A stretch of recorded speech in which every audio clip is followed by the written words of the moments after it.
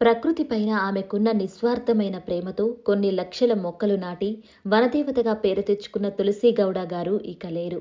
ఈమె కర్ణాటక రాష్ట్రంలోని గిరిజన తెగకు చెందిన నిరుపేద కుటుంబంలో జన్మించారు. కనీసం విద్యాభ్యాసం కూడా లేని ఈమెకు మొక్కలు మరియు వాటికున్న ఔషధ గుణాల గురించి ఉన్న జ్ఞానానికి శాస్త్రవేత్తలు సైతం ఆశ్చర్యపోతున్నారు.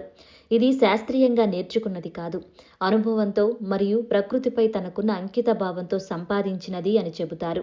చిన్నతనం నుంచి చెట్లపై తనకున్న అమితమైన ప్రేమ వలన అనేక మొక్కలను నాటి సంరక్షించారు.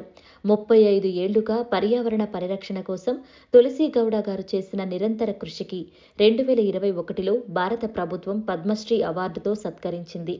తులసి గౌడ గారి జీవితం మనందరికీ ఒక స్ఫూర్తినిస్తుంది. ఆమె ఆశయాలను మనం ముందుకు తీసుకువెళ్ళాలి.